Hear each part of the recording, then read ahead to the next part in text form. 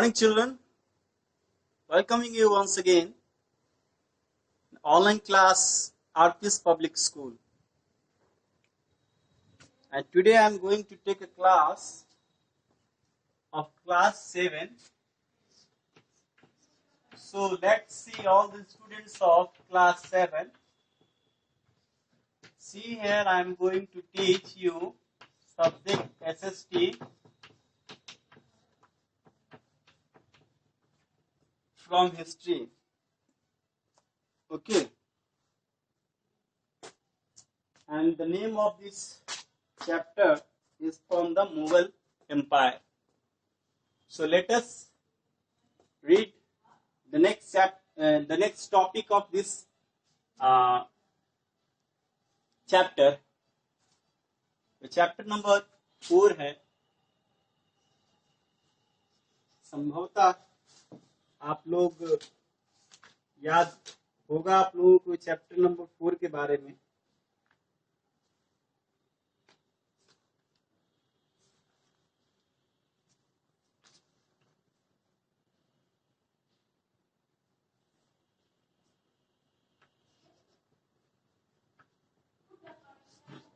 Chapter number 4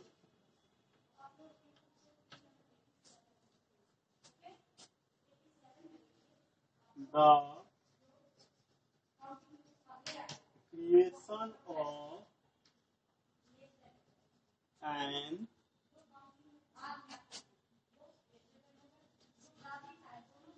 empire. Okay, ये आपके chapter का नाम है, पाठ का नाम. और आज का टॉपिक है वो है मनसबदारी system.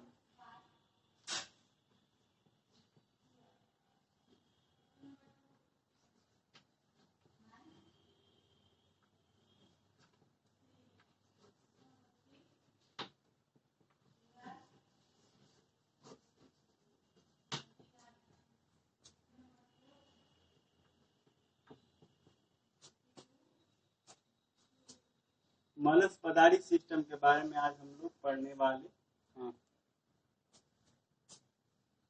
It was the system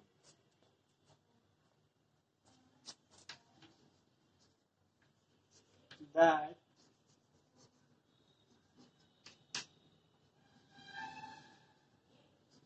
introduced by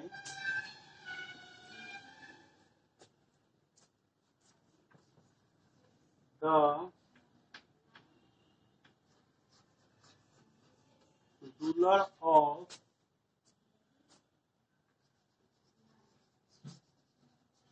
Mughal Empire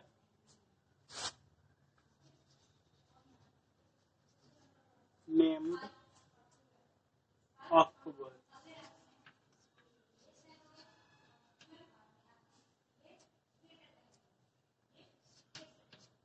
It was the expanded or good form of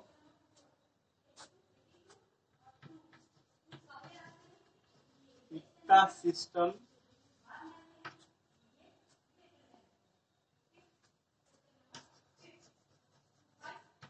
which was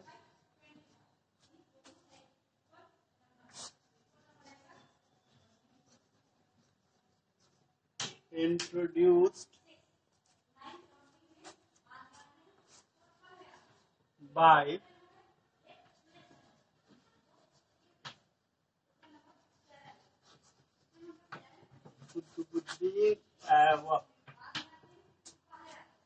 Qutubuddin Aibak के द्वारा जो है वो इक्ता सिस्टम जो लाया गया था वही उसी का इक्ता सिस्टम का एक एक्सपेंड आप फॉर्म कर सकते हैं, वो लाया था. तो ये क्या था? मनसब means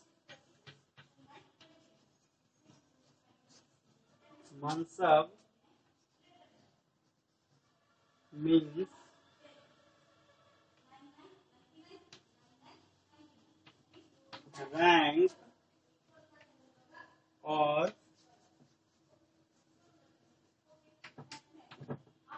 position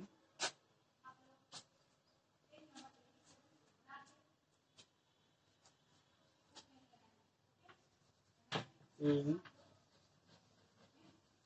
Arabic.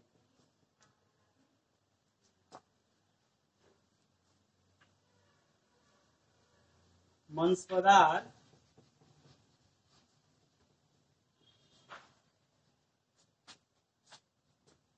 formed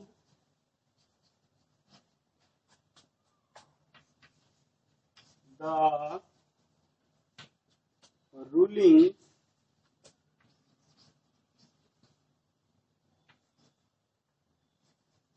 group in the Mughal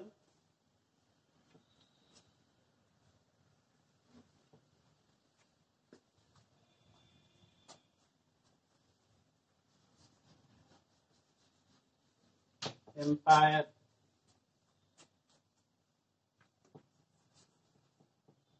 They expected to maintain a fixed number of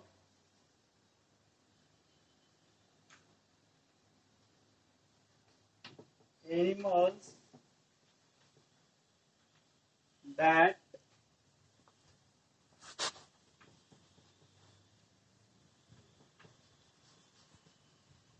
helped them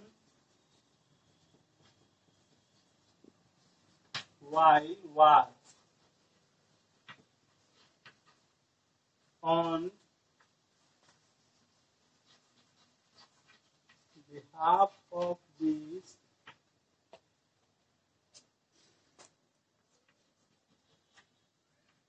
they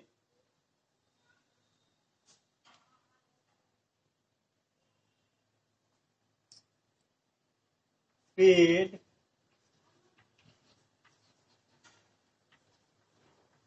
cash or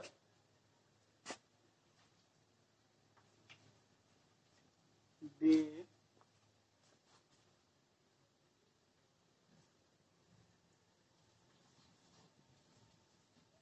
gave some जागीर। चलिए आइए देखते हैं इसको, उतारिए इसको पहले 2 मिनट आप। हो गए, वीडियो को रोक लिए जाए। चलिए बात कर रहे हैं हम मनसबदारी सिस्टम की। जैसा कि हम लोगों ने चैप्टर 4 में बात किया हुआ था, तो चैप्टर 4 में हम लोगों ने बात किया हुआ था मुगल एम्पायर के बारे में। मुगल एम्पायर कैसे कैसे स्टेबल हुआ, कैसे कैसे मुगल एम्पायर ने अपने चीजों को बरकरार रखा, अपनी पॉलिसीज के लिए बड़े मशहूर हुए। उस पॉलिसीज की वजह से अपने किंगडम को उन्होंने एक्सपेंड भी किया। एक्सपेंड करने के दौरान बहुत सारी ट्रबल्स आए, दिक्कतें आए, लेकिन उन सभी का सामना करते हुए अपने साम्राज्य का विस्तारीकरण किया। ठीक है, तो अपने एडमिनिस्ट्रेशन के दौरान जो सल्तनत काल के समय जो चीजें चल रही थी, लैंड रेवेन्यू का सिस्टम चल रहा था। एक तो सबसे पहला जरूरी चीज क्या है कि ये जो सिस्टम है, इक्टा सिस्टम,